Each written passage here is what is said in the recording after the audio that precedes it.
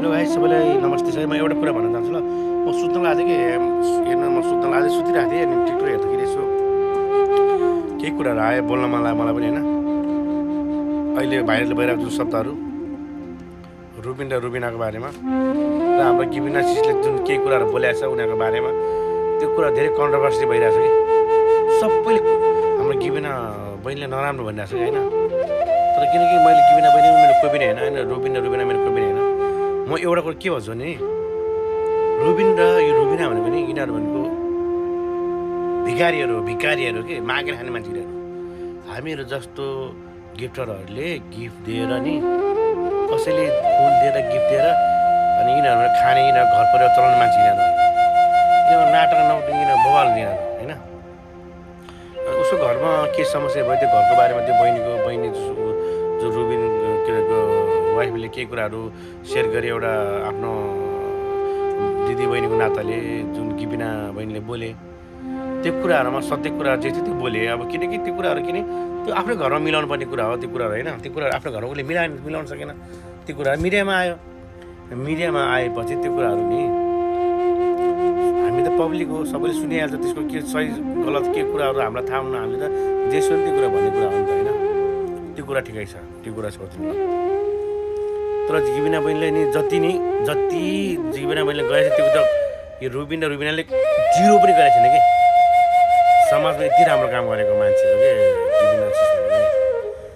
अनि उसलाई अहिले सबै खेलखाना दिइरहेको कि उसलाई मैले यसो अघि भर्खरै यसो हेरेको अनि आमा र भाइ खाएको अरे के अरे कुरा सुन्यो लास्ट चिज सुन्यो मलाई कि उसको के दोष थियो ल होइन।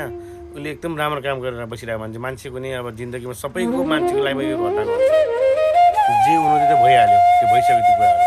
यसो बहिनीको केही दोष छैन कि उसलाई कति पीडा होला उसले कसरी सहेर आमा गुमाएको छ भाइ गुमाएको छ कसरी बाँचिरहेको छ कि त्यो हामीले देखेको छु कि होइन।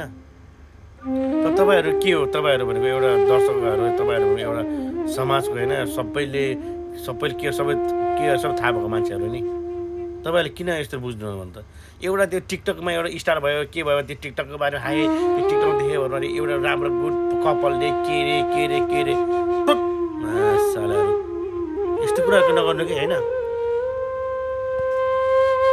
कहाँको केटी के छ उसको रुबिनको घरमा छोरा छैन बुढी छैन के टिकटकमा सधैँभरि यो सधैँभरि चल्ने यो भनेको कुरा।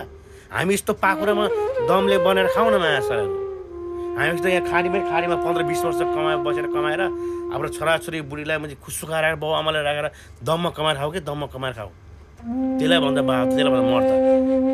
दुनियाँलाई जिउ गरेर घरि हिलो खाना आज घरि खुर्सानी खाना आज घरि भुइँमा लडाइछ घरि के दुनियाँलाई भिख मागेर खाने मुलाहरू ठुलो कुराहरू छ यहाँ हामीसँग।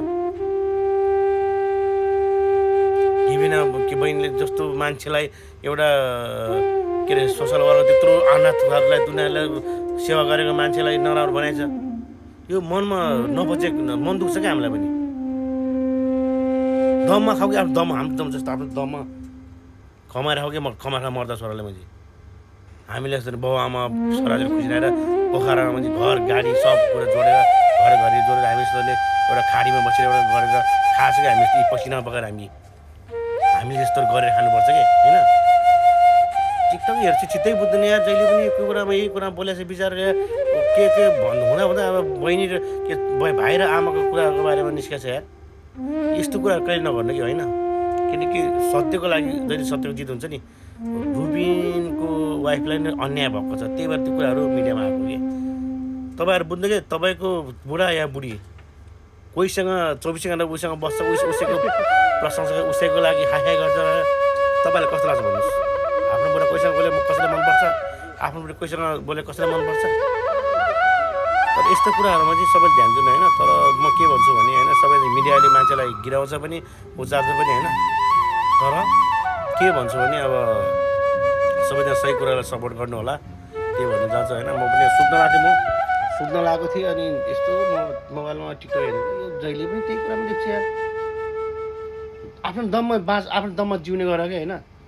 रुबिन भाइ तिमीले पोखरामा भाइ तिमीलाई भेट्छु होइन दममा बाँच भाइ दममा जिउ के त्यो एउटा केटीको लाई बोलेर भाइरल भयो त्यसलाई गिफ्ट आयो भन्दैमा त्यो हुँदैन कहिले पनि कि होइन। यो क्षणिक समय हो। यो टिकटकमा आउने यो कमाउने गिफ्ट भन्ने क्षणिक समय हो। सधैँभरि हुँदैन यो भन्ने कुरा हो। दममा बाँच, दममा आफ्नो मेहनत गरेर कमाऊ।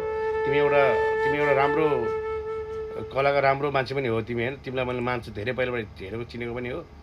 तिमी राम्रो मान्छे हो, राम्रो गर। तिमीले एउटा राम्रो गरेर खान सक्छौ, मलाई थाहा छ। तिमी एउटा एकदमै कलाकार, एकदमै सब कुरा भएको मान्छे हो होइन। त्यही भन्न चाहन्छु। र त्यो दुनियाँ केटीहरूको त्यो रुबिना भने को हो? त्यो 2-4 दिन त्यो टिकटक लाइभमा आएर के उस भयो भन्दैमा त्यसको उसमा चाहिँ नगर ल। परिवारलाई खुसी बनाऊ। सबभन्दा ठुलो परिवार फ्यामिली हो। र गिबिना बहिनीलाई चाहिँ मानसिक तनाव टेन्सन दिने काम नगर ल, राम्रो हुने छैन फेरि। त्यही भन्न चाहन्छु ल। सबैलाई एकदम धन्यवाद छ। केही गल्तीहरू नराम्रो भनेछ भने प्लिज माफ गर्नु होला।